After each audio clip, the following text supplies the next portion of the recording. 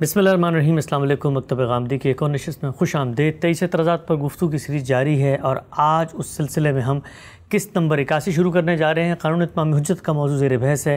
اس موضوع کی آج 10ویں قسط آغاز کرتے ہیں۔ ہم سے بہت شکریہ آپ کے وقت کا۔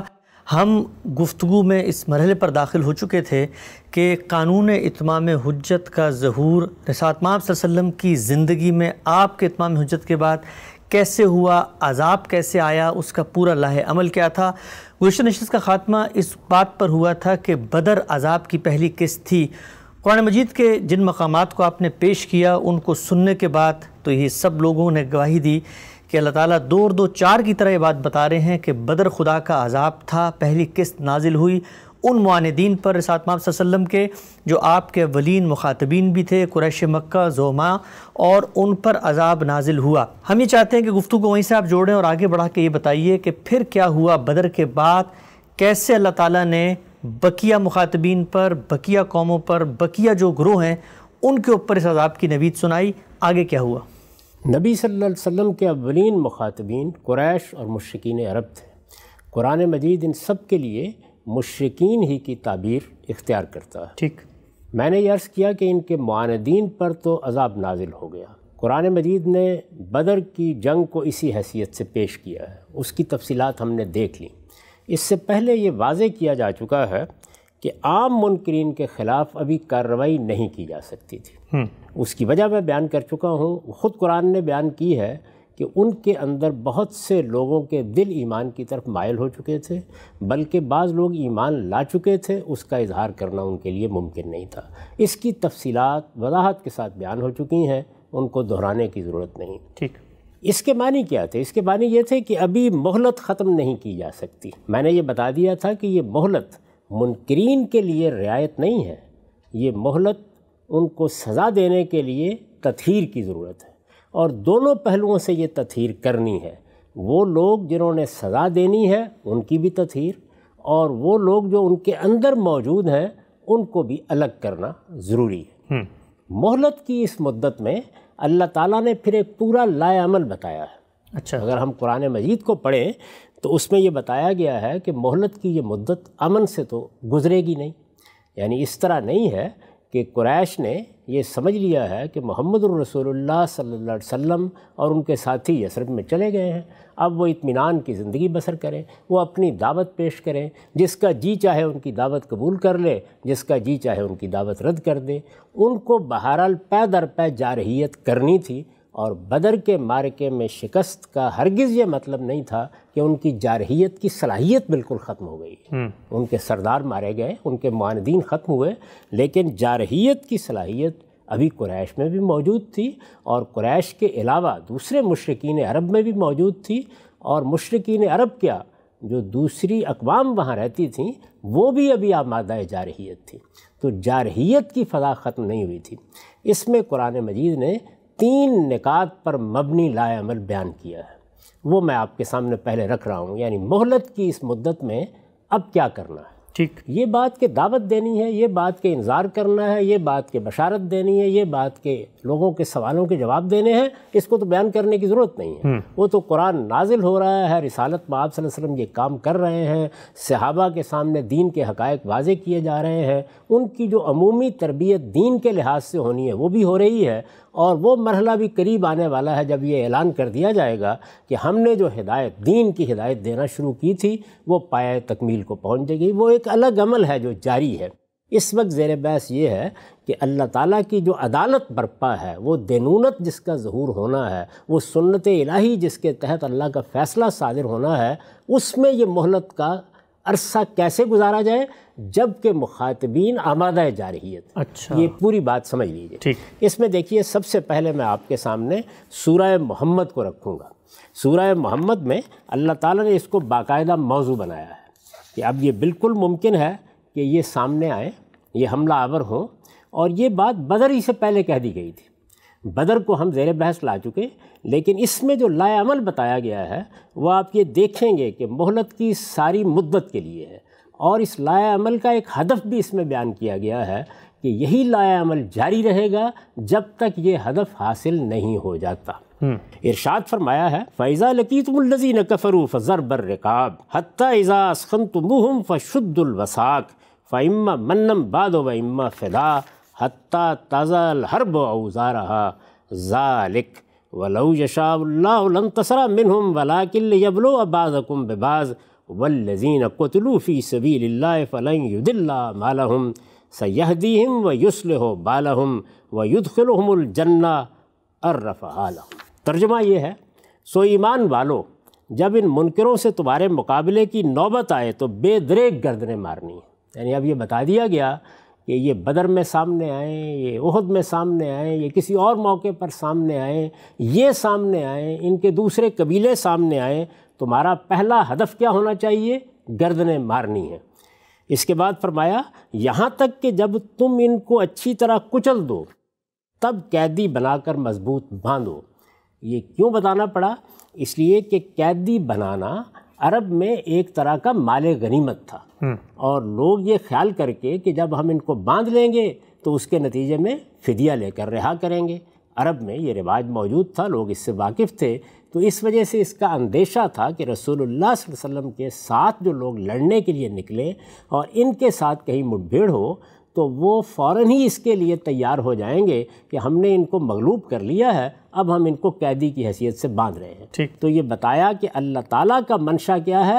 ضرب الرقاب، یعنی ان کی گردنیں مارنی ہیں، ان کو اس درجے میں رسوا کر دینا ہے کہ جہاں یہ سامنے ہوں، جس طرح کہ ہم اس سے پہلے سورہ انفال میں دیکھ چکے کہ تصویر یہ تھی کہ یہ ان کی گردنیں ہیں، یہ ان کا پور ہے، پہلے تو ان کو کاٹ کر پھینک دو۔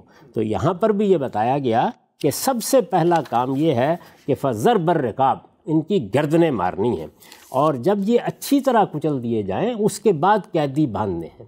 ساتھ ہی یہ وضاحت کر دی گئی کہ پھر جب باندھ لو تو اس کے بعد احسان کر کے چھوڑ دینا ہے یا فدیہ لے کر۔ ان کے ساتھ تمہارا یہی معاملہ رہنا چاہیے۔ یعنی اس میں یہ بتا دیا گیا کہ جو قیدی پکڑے جائیں گے ان کے ساتھ کیا معاملہ کرنا ہے۔ میں اس وقت اس پر گفتگو نہیں کر رہا کہ قیدیوں کے بارے میں یا اسیران جنگ کے بارے میں یہاں ایک قانون بیان ہوا ہے، یہاں ان کا لائے عمل بتایا جا رہا ہے۔ ان کے ساتھ تمہارا یہی معاملہ رہنا چاہیے۔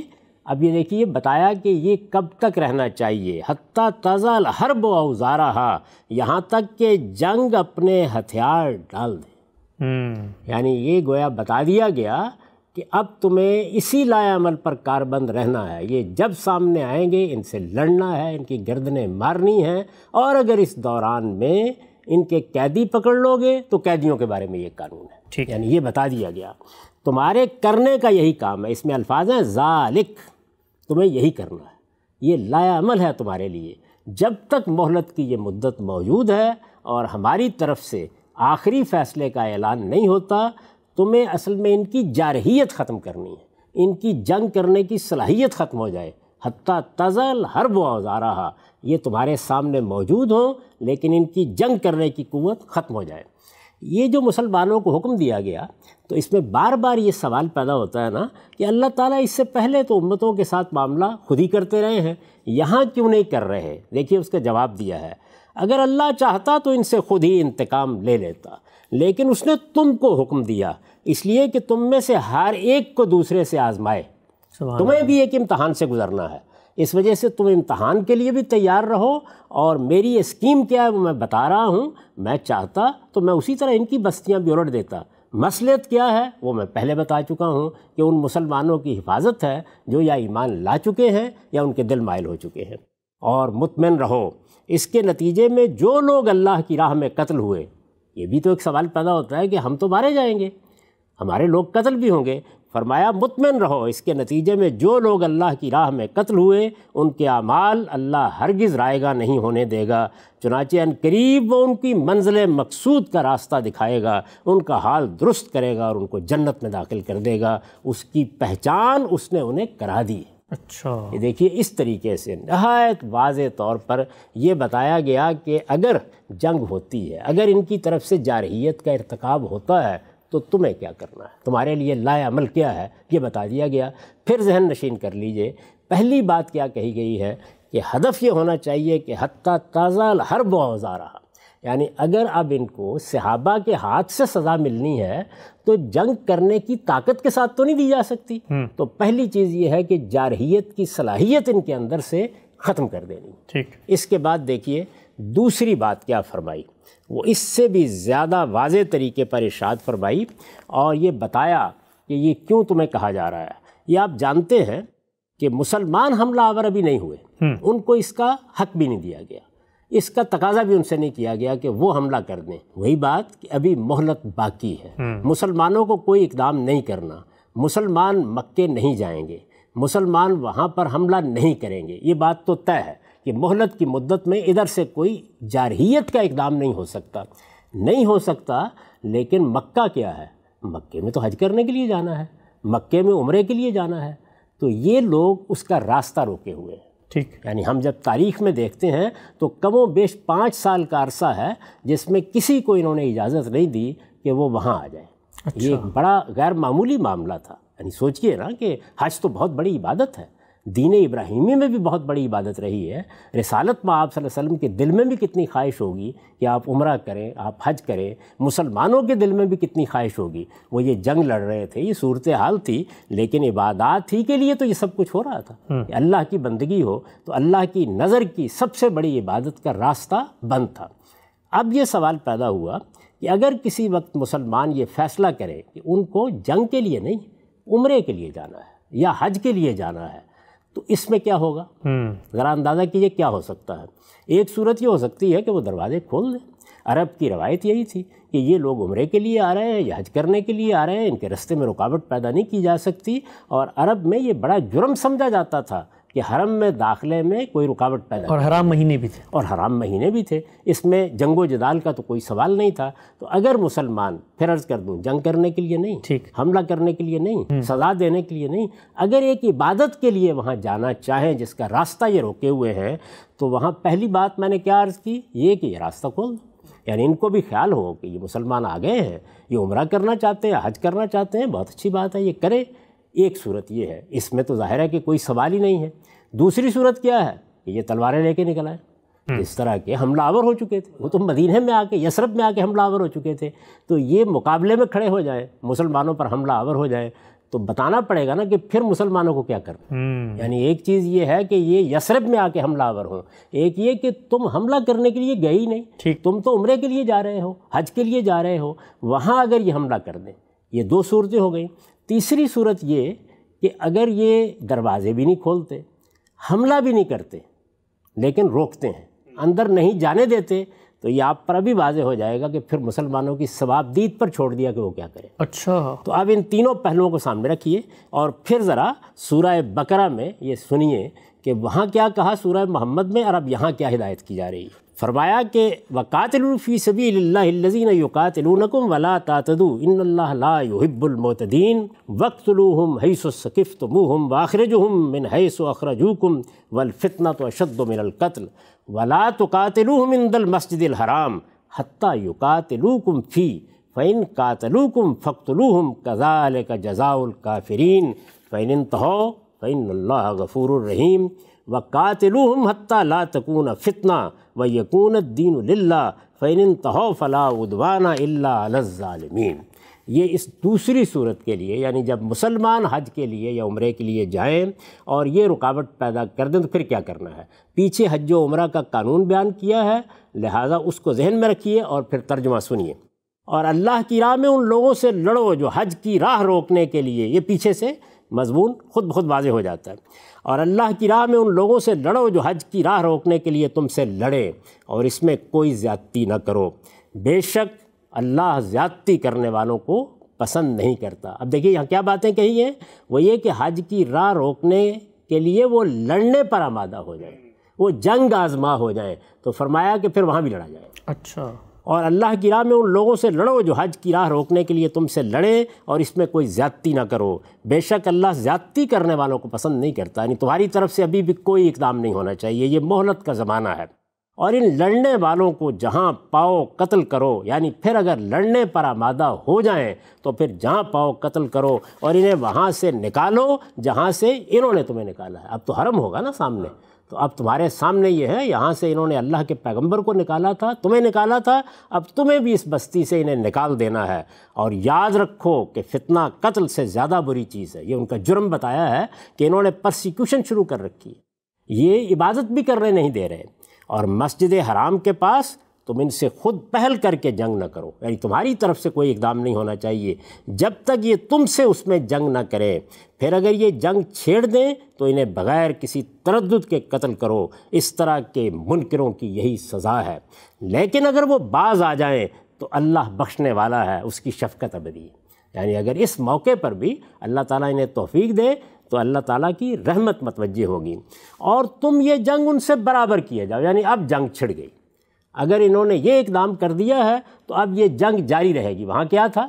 حتیٰ تضع الحرب اوزارہا، یعنی جارحیت کے مقابلے میں جنگ کرنی ہے، اور وہاں فرمایا تھا کہ یہی سلسلہ جاری رہے گا۔ اب اگر یہ دوسری صورت پیدا ہو جائے تو یہاں بھی جنگ چھڑ گئی تو پھر جنگ برابر کیے جاؤ، یہاں تک کہ فتنہ باقی نہ رہے اور دین اس سرزمین میں اللہ ہی کا ہو جائے، یعنی پھر آخری نتائج تک جاری رہے گی۔ وہ آخری نتائج کیا ہیں؟ وہی جو بیان ہو گئے کہ اب ان کو بھی سزا ملے گی، رسالت مآب صلی اللہ علیہ وسلم عرب کی سرزمین کو اس کی اصل حالت میں بحال کریں گے، خدا کے دین کا غلبہ قائم ہوگا، یعنی رسولوں کے ظہور کی سنت پھر پوری طرح سامنے آ جائے گی، وہی جو اصل ہدف ہے۔ تو فرمایا تاہم وہ باز آ جائیں تو جان لو کہ اقدام صرف ظالموں کے خلاف ہی جائز ہے، یعنی نہیں، ابھی تمہاری طرف سے کوئی اقدام زیادتی کے ساتھ نہیں ہونا چاہیے۔ یہ اس صورت کے لیے ہدایت فرما دی جب کہ مسلمان عمرے کے لیے جائیں یا مسلمان حج کے لیے جائیں اور وہ رکاوٹ پیدا کریں۔ اس میں دیکھیے تیسری صورت کا کوئی ذکر نہیں کیا، یعنی انہوں نے جنگ بھی نہیں کی، وہ میدان میں بھی نہیں آئے، لیکن عمرہ بھی نہیں کرنے دے رہے یا حج بھی نہیں کرنے دے رہے، روک لیا۔ تو اس صورت میں ان آیات سے خود بخود یہ نتیجہ نکلا کہ مسلمانوں کی ثواب دید پر ہے، یعنی اب کیا کرنا ہے اب وہ دیکھ لیں۔ یہ دو باتیں ہو گئی۔ اب اس کے بعد ایک تیسری بات کو بھی بہت اچھے طریقے سے سمجھ لیجیے۔ وہ تیسری بات کیا تھی کہ وہ لوگ جن کو جنگ کرنی ہے، یہ جن کو حکم دیا جا رہا ہے، ان کی تطہیر کے لیے اللہ تعالیٰ کیا کریں گے؟ یعنی ان کو بھی تو تیار ہونا ہے نا، یہ پتھر تو نہیں ہے، روبوٹ تو نہیں ہے، انسان ہے، اور ان انسانوں کے اندر ہر طرح کے لوگ ہیں۔ ان کے اندر ہم یہ جانتے ہیں کہ منافقین کی بھی ایک تعداد موجود ہے۔ رسالت مآب صلی اللہ علیہ وسلم پر ایمان لا کے وہاں مہاجرین بھی گئے ہیں، متبعین بے احسان بھی ہیں۔ ان لوگوں کو بھی تیاری کے مراحل سے گزرنا ہے تاکہ جب آخری اقدام کا موقع آ جائے تو پھر کسی قسم کی کوئی کوتاہی نہ ہو۔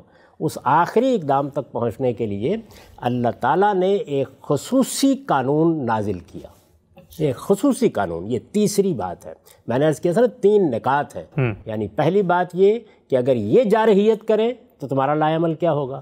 دوسری بات یہ کہ اگر تم عمرے اور حج کے لیے جاؤ اور وہاں مزاحمت ہو اور یہ جنگ چھیڑ دیں تو تمہارا لائے عمل کیا ہوگا۔ یہ مہلت کی مدت کا لائے عمل ہے جو بتایا جا رہا ہے۔ اور اب یہ میں عرض کر رہا ہوں کہ اگر تم لوگوں کو تیاری کرنی ہے تو اللہ تیاری کیسے کرائے گا؟ اچھا، یعنی ایک تو وہ ہے نا کہ لوگ دین کو سیکھیں، سمجھیں، رسالت مآب صلی اللہ علیہ وسلم کی ہدایت کو حاصل کریں، اپنی دینی زندگی کو احتیاط کے ساتھ گزاریں۔ وہ تو میرے لیے بھی ہے، آپ کے لیے بھی ہے۔ فرمایا تمہارے لیے ایک امتحان کا خصوصی قانون ہے، اس امتحان کے خصوصی قانون میں سے تمہیں گزارا جائے گا، بار بار گزارا جائے گا، یہاں تک کہ یہ بالکل واضح ہو جائے کہ اب وہ جماعت تیار ہو گئی ہے جو فرشتوں کی طرح اب میدان میں اترے گی، یعنی حتمی مارکے سے پہلے، حتمی مارکے سے پہلے۔ اس کے لیے امتحان کا قانون بیان کیا ہے۔ یہ اگر آپ کے علم میں ہو تو سنن الہیہ کے باب میں نے اس کو بیان کیا ہے، اس کی وضاحت کی ہے میزان میں۔ اس میں ارشاد فرمایا کہ اس عرصے کے دوران میں، یعنی اب یہ سب مارکے ہوں گے، یہ سب معاملات ہوں گے، اس عرصے کے دوران میں تمہاری تربیت کے لیے ہم کیا کر رہے ہیں؟ وَلَنَبْلُوَنَّكُمْ بِشَيْءٍ مِّنَ الْخَوْفِ وَالْجُوعِ وَنَقْصٍ مِّنَ الْأَمْوَالِ وَالْأَنفُسِ وَالثَّمَرَاتِ وَبَشِّرِ الصَّابِرِينَ الَّذِينَ إِذَا أَصَابَتْهُمْ مُصِيبَةٌ قَالُوا إِنَّا لِلَّهِ وَإِنَّا إِلَيْهِ رَاجِعُونَ أُولَٰئِكَ عَلَيْهِمْ صَلَوَاتٌ مِّن رَّبِّهِمْ وَرَحْمَةٌ وَأُولَٰئِكَ هُمُ الْمُهْتَدُونَ۔ یہ گویا ایک خصوصی ابتلا کا قانون ہے، اس کا کوئی عام لوگوں سے تعلق نہیں ہے۔ اس قانون کے بعض اجزاء سورہ توبہ میں بھی بیان ہوئے ہیں، لیکن یہاں اس کو اس طرح بیان کیا ہے کہ ہم اس راہ میں یقیناً تمہیں کچھ خوف، کچھ بھوک اور کچھ جان و مال اور کچھ پھلوں کے نقصان سے آزمائیں گے۔ یعنی اب صورتحال یہ نہیں ہے کہ یہ آزمائش آ بھی سکتی ہے اور نہیں بھی، لازماً آزمائیں گے، باقاعدہ قسم کہا ہے کہ یہ آزمائشیں اب آئیں گی، یقیناً تمہیں کچھ خوف، کچھ بھوک اور کچھ جان و مال، کچھ پھلوں کے نقصان سے آزمائیں گے، اور اس میں جو لوگ ثابت قدم ہوں گے اے پیغمبر، انہیں دنیا اور آخرت دونوں میں کامیابی کی بشارت دو۔ وہی جنہیں کوئی مصیبت پہنچے تو کہیں کہ لا ریب ہم اللہ ہی کے ہیں اور ہمیں ایک دن اسی کی طرف پلٹ کر جانا ہے۔ یہی وہ لوگ ہیں جن پر ان کے پروردگار کی عنایتیں اور اس کی رحمت ہوگی، اور یہی ہیں جو اس کی ہدایت سے بہرہ یاب ہونے والے ہیں۔ یہ تین باتیں واضح ہو گئیں، یعنی عام حالات میں جارحیت ہوگی تو کیا لائے عمل ہے، حج و عمرہ کے لیے جاؤ گے اور مزاحمت ہوگی، وہ لوگ حملہ آور ہو جائیں تو کیا لائے عمل ہے، اپنی تربیت کے لیے کیا صورت اللہ کی طرف سے پیش آنے والی ہے۔ یعنی اس نوعیت کی آزمائشوں کا اب ایک زمانہ تمہیں گزارنا ہے، اور یہ آزمائشیں ہر پہلو سے ہوں گی، ہر لحاظ سے ہوں گی۔ یہ تو بنیادی باتیں ہیں جو اللہ تعالیٰ نے لائے عمل کے طور پر بیان کرتی ہیں۔ اب یہ دیکھیے کہ اس لائے عمل کے ظہور کی کیا صورتیں پیدا ہوئیں، اسی میں یہ 4-5 سال گزرے ہیں۔ ہم اس سے پہلے بیان کر چکے کہ بدر کا معرکہ ہو گیا اور ان کی ساری قیادت اس میں کھیت رہی، معاندین کا کم و بیش کہا جا سکتا ہے کہ خاتمہ کر دیا گیا۔ جب یہ سب ہو گیا تو پھر دوسرا معرکہ ہوا، یعنی قریش بیٹھ نہیں گئے، وہ حملہ آور ہوئے، بلکہ بدر ثانی کے لیے بھی کہا جاتا ہے کہ وہ آئے لیکن انہیں لوٹنا پڑا، احد میں وہ حملہ آور ہو گئے۔ یہ معلوم ہے کہ 2 رمضان میں بدر کا معرکہ ہوا تھا، اور یہ شوال میں 3 ہجری میں احد کا معرکہ ہوا ہے۔ ٹھیک، وہ احد میں آ گئے، ایک بڑا لشکر لے کر آ گئے۔ اس موقع کے اوپر اسلام، مسلمان، خود رسالت مآب صلی اللہ علیہ وسلم گویا سب ان کا ہدف تھے۔ رسالت مآب صلی اللہ علیہ وسلم بھی یہ محسوس فرماتے تھے کہ اس میں زیادہ اچھا یہ ہوتا کہ ہم لوگ مدینہ ہی میں رہ کے مدافعت کر لیتے، اس لیے کہ ابھی کسی اقدام کا حکم نہیں دیا گیا تھا، لیکن یہ بتا دیا گیا تھا کہ اگر مٹ بھیڑ ہوگی تو پھر اس شان کے ساتھ لڑا جائے گا۔ چنانچہ یہ معرکہ ہوا۔ رسالت مآب صلی اللہ علیہ وسلم کے ساتھیوں میں سے بہت سے نوجوانوں نے یہ اصرار کیا کہ ہم باہر ہی جا کر لڑیں گے۔ ان کا خیال تھا کہ جو کچھ بدر میں ہوا ظاہر ہے کہ اللہ تعالیٰ اسی طرح ہماری مدد بھی کرے گا۔ چنانچہ وہ باہر نکلے اور یہ معرکہ ہوا۔ اس میں مسلمانوں سے کچھ غلطی ہوئی، یہ آپ جانتے ہیں کہ اس غلطی کے نتیجے میں، اس کی تفصیلات سے لوگ واقف ہیں، اس غلطی کے نتیجے میں پہلے فتح یاب ہو گئے مسلمان، پھر کچھ ہزیمت اٹھانی پڑی۔ قرآن مجید نے اس پر تبصرہ کیا ہے سورہ آل عمران میں، اور یہ بتایا ہے کہ ہم نے یہ سب کیوں کیا، یعنی ایسا کیوں ہوا کہ اللہ کا رسول میدان میں اترے اور پھر ہزیمت بھی اٹھانی پڑ جائے۔ اللہ تعالیٰ نے اس کے وجوہ بتائے، اس پر باقاعدہ تبصرہ کیا ہے۔ اب ذرا سنیے، اس سے آپ کو اندازہ ہوگا کہ وہ جو آخری بات میں نے کہی ہے کہ تمہیں اب آزمائشوں سے گزرنا ہے، تمہیں تیار ہونا ہے اس کے لیے کہ تم آخر میں فرشتوں کی جگہ پر کھڑے ہو کر وہ اقدام کر سکو۔ یہ صحابہ کرام کا وہ امتحان ہے جس کا ہم تصور بھی نہیں کر سکتے۔ اب یہ بتایا جا رہا ہے کہ احد میں ہزیمت اٹھانی پڑی ہے، کیوں اٹھانی پڑی؟ اللہ تعالیٰ نے اس آزمائش سے تمہیں کیوں گزارا؟ سنیے، قد خلت من قبلکم سنن فسیروا فی الارض فانظروا کیف کان عاقبۃ المکذبین۔ یہ میں سورہ آل عمران کی آیت 137 سے پڑھ رہا ہوں۔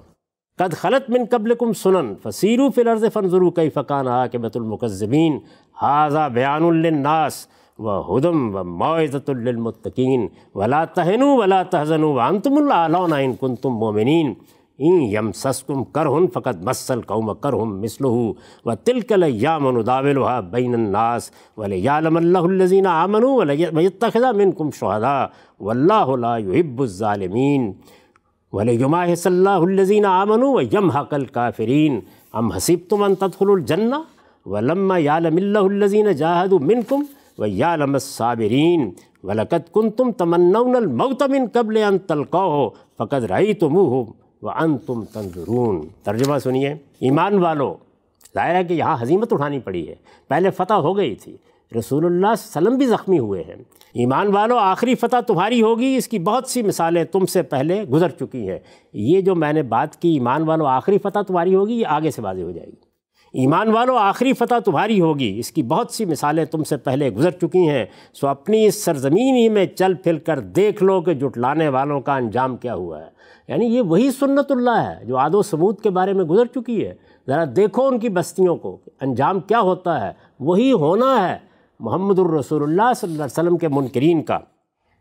اس کی بہت سی مثالیں تم سے پہلے گزر چکی ہیں، سو اپنی اس سرزمین میں چل پھر کر دیکھ لو کہ جھٹلانے والوں کا انجام کیا ہوا ہے۔ یہ ان لوگوں کے لیے نہایت واضح تنبیہ ہے جو پیغمبر کو جھٹلا دینے پر مصر ہیں، اور ان کے لیے ہدایت اور نصیحت ہے جو اللہ سے ڈرنے والے ہیں۔ اس لیے مطمئن رہو، اور جو نقصان تمہیں پہنچا ہے اس سے بے حوصلہ نہ ہو اور غم نہ کرو۔ چوٹ پڑی ہے نا، اور جو نقصان تمہیں پہنچا ہے اس سے بے حوصلہ نہ ہو اور غم نہ کرو۔ اگر تم مومن ہو تو غلبہ بلاخر تمہیں ہی حاصل ہوگا۔ اس شان کے ساتھ قرآن مجید اس مارکے میں رہنمائی کر رہا ہے۔ اس وقت اگر تم کو چوٹ لگی ہے تو ایسی ہی چوٹ اس سے پہلے دشمن کو بھی لگ چکی ہے، اور دنوں کا یہ الٹ پھیر تو ہم لوگوں کے اندر اس لیے کرتے ہیں کہ ان کا امتحان کریں، اور اس لیے کہ اللہ ایمان والوں کو جان لے اور تم میں سے ان لوگوں کو چھانٹ لے جو اپنی جان دے کر بھی حق کی گواہی دینے والے ہوں۔ ان مسائل کو سمجھنے کی کوشش کرو، اور یاد رکھو کہ اللہ ظالموں کو پسند نہیں کرتا، اور اس لیے کرتے ہیں کہ ایمان والوں کو اللہ الگ کر لے اور ان منکروں کو مٹا دے۔ یہ ہے اصلی مقصود، ایمان والوں کو الگ کر لے اور ان منکروں کو مٹا دے۔ کیا تم نے یہی سمجھا کہ جنت میں داخل ہو جاؤ گے، اور اللہ نے ابھی ان لوگوں کو دیکھا ہی نہیں جنہوں نے تمہارے اندر سے جہاد کیا اور جنہوں نے نہیں کیا، اور اس لیے کرتے ہیں کہ اللہ ان کو بھی جان لے جو ثابت قدم رہنے والے ہوں۔ اب حوصلہ چھوڑ رہے ہو اور موت کے اس طرح سامنے آ جانے سے پہلے تم اس کی تمنا کرتے رہے ہو، سو تمہاری یہ تمنا پوری ہو گئی، اس لیے کہ اب تو موت کو تم نے آنکھیں چار کر کے دیکھ لی۔ ذرا سنیے کیا تبصرہ ہے۔ اس کے بعد اسی سورہ آل عمران میں یہ پوری کی پوری در حقیقت احد پر تبصرہ ہے، اس کا بہت بڑا حصہ اسی تبصرے میں گزرا ہے۔ یہ آیت 152 سے اب میں پڑھ رہا ہوں۔ فرمایا وَلَقَدْ صَدَقَكُمُ اللَّهُ وَعْدَهُ إِذْ تَحُسُّونَهُم بِإِذْنِهِ حَتَّىٰ إِذَا فَشِلْتُمْ وَتَنَازَعْتُمْ فِي الْأَمْرِ وَعَصَيْتُم مِّن بَعْدِ مَا أَرَاكُم مَّا تُحِبُّونَ مِنكُم مَّن يُرِيدُ الدُّنْيَا وَمِنكُم مَّن يُرِيدُ الْآخِرَةَ ثُمَّ صَرَفَكُمْ عَنْهُمْ لِيَبْتَلِيَكُمْ وَلَقَدْ عَفَا عَنكُمْ وَاللَّهُ ذُو فَضْلٍ عَلَى الْمُؤْمِنِينَ إِذْ تُصِدُونَ وَلَا تَلْوُونَ عَلَىٰ أَحَدٍ وَالرَّسُولُ يَدْعُوكُمْ فِي أُخْرَاكُمْ فَأَصَابَكُمْ غَمًّا بِغَمٍّ لِّكَيْ لَا تَحْزَنُوا عَلَىٰ مَا فَاتَكُمْ وَلَا مَا أَصَابَكُمْ وَاللَّهُ خَبِيرٌ بِمَا تَعْمَلُونَ۔ اللہ نے اپنی مدد کا جو وعدہ تم سے کیا تھا وہ تو اس وقت اس نے پورا کر دیا جب تم اللہ کے اذن سے ان کو تحقیق کر رہے تھے۔ جواب دیا ہے کہ فتح تو ہو گئی تھی، اللہ تعالیٰ نے اپنی مدد کا وعدہ پورا کر دیا۔ اللہ نے اپنی مدد کا جو وعدہ تم سے کیا تھا وہ تو اس وقت اس نے پورا کر دیا جب تم اللہ کے اذن سے ان کو تحقیق کر رہے تھے، یہاں تک کہ خود تم نے کمزوری دکھائی اور حکم کی تعمیل میں ایک دوسرے سے اختلاف کیا۔ اب یہ صاف صاف بتا دیا کہ کیوں ہزیمت اٹھانی پڑی، یہاں تک کہ خود تم نے کمزوری دکھائی اور حکم کی تعمیل میں ایک دوسرے سے اختلاف کیا اور پیغمبر کی نافرمانی کی، جبکہ اللہ نے تمہیں وہ چیز دکھا دی جس کے تم آرزو مند تھے۔ فتح تم نے دیکھ لی تھی۔ یہ حقیقت ہے کہ تم میں کچھ دنیا کے طالب تھے اور کچھ آخرت کے، کیسی سخت تنبیہ۔ یہ حقیقت ہے کہ تم میں کچھ دنیا کے طالب تھے اور کچھ آخرت کے، چنانچہ اللہ نے اس فتح کے بعد پھر تمہارا رخ ان سے پھیر دیا تاکہ تمہاری آزمائش کرے، اس لیے کہ جو لوگ دنیا کے طالب ہیں وہ تم سے چھٹ کر الگ ہو جائیں، اور حق یہ ہے کہ اس نے پھر بھی تمہیں معاف ہی کر دیا، اور اللہ مسلمانوں پر بڑی عنایت فرمانے والا ہے۔ یاد کرو جب تم بھاگے جا رہے تھے اور کسی کو مڑ کر دیکھ بھی نہیں رہے تھے، اور اللہ کا پیغمبر تمہارے پیچھے تمہارے ہی لوگوں کی ایک دوسری جماعت میں تمہیں پکار رہا تھا جو اس کے ساتھ کھڑی تھی، تو اللہ نے تم کو غم پر غم پہنچایا، اس لیے کہ اس امتحان سے گزرنے کے بعد آئندہ کسی چیز کے ہاتھ سے جانے اور کسی مصیبت کے آنے پر تم رنجیدہ خاطر نہ ہو، اور یاد رکھو کہ جو کچھ تم کرتے ہو اللہ اس سے باخبر ہے۔ سبحان اللہ۔ اس سے اندازہ کیجئے کہ اللہ تعالیٰ کیا معاملہ کر رہا ہے۔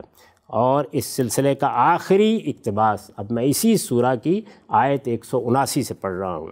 فرمایا ہے ما کان اللہ لیذر المؤمنین علی ما انتم علیہ حتی یمیز الخبیث من الطیب وما کان اللہ لیطلعکم علی الغیب ولکن اللہ یجتبی من رسلہ من یشاء فآمنوا باللہ ورسلہ وإن تؤمنوا وتتقوا فلکم اجر عظیم۔ سوال پیدا ہوا کہ الگ کرنا تھا لوگوں کو، تو اللہ تعالیٰ تو دلوں کے حال جانتے ہیں، اس ہزیمت سے گزارنے کی بجائے اللہ ہی بتا دیتے کہ کون صحیح جگہ پر کھڑا ہے کون غلط جگہ پر کھڑا ہے۔ یہ ہماری جماعت کی تطہیر اللہ کے تو علم کی بنیاد پر کی جا سکتی تھی، اللہ کا پیغمبر موجود ہے، اس کا بھی جواب دیا۔ فرمایا اس جنگ کے موقع پر جو آزمائش پیش آئی ہے یہ اس کو سمجھ نہیں رہے، انہیں بتاؤ کہ اللہ یہ نہیں کر سکتا تھا کہ ناپاک کو پاک سے الگ کیے بغیر مسلمانوں کو اسی طرح چھوڑ دے، تمہاری جماعت کی تطہیر کر کے رہنی تھی جس طرح تم تھے۔ پھر سنیے، اس جنگ کے موقع پر جو آزمائش پیش آئی ہے یہ اس کو سمجھ نہیں رہے۔ انہیں بتاؤ کہ اللہ یہ نہیں کر سکتا تھا کہ ناپاک کو پاک سے الگ کیے بغیر مسلمانوں کو اسی طرح چھوڑ دے جس طرح تم تھے، اور نہ یہ اللہ کا طریقہ ہے کہ تمہیں غیب پر مطلع کر دے۔ یہ اللہ کا طریقہ نہیں ہے کہ وہ اطلاع کر دے کہ کون منافق ہے، کون کمزور ہے، کون ضعیف ہے، اور نہ یہ اللہ کا طریقہ ہے کہ تمہیں غیب پر مطلع کر دے اور ان کے دلوں کی حالت جان کر تم انہیں الگ الگ کر لو، تمہیں بتا دیا جائے۔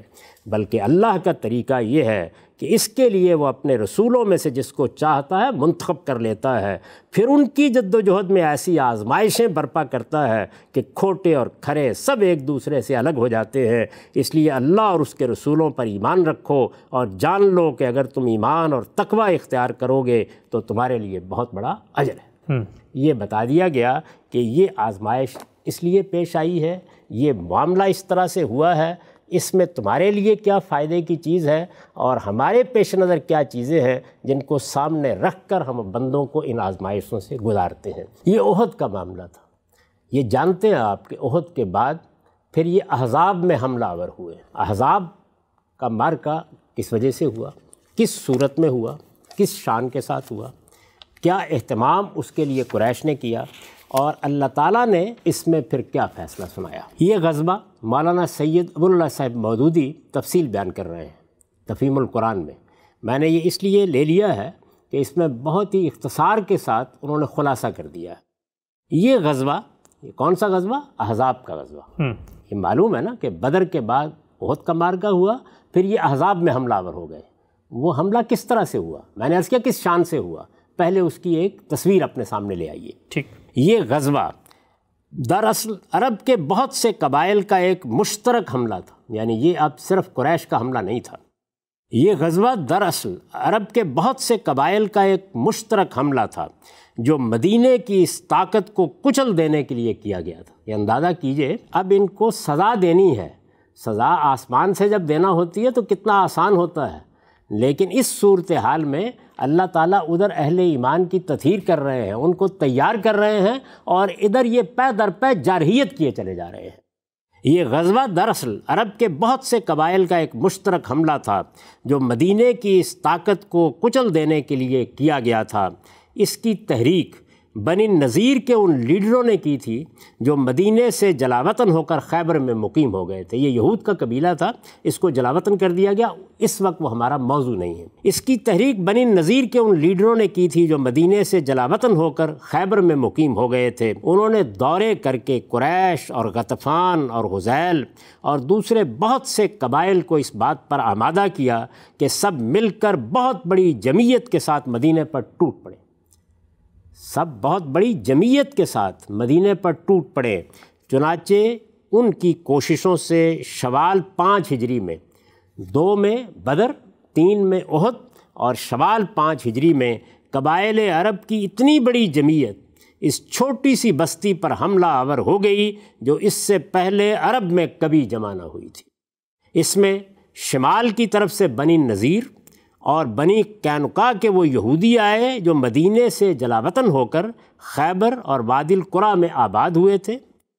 یہ بنی نذیر بھی یہود کا قبیلہ تھا، بنی قینقاع بھی یہود کا قبیلہ تھا، ان کو جلاوطن کیا گیا تھا۔ میں یہ عرض کر رہا ہوں کہ اس وقت یہ ہمارا موضوع نہیں ہے۔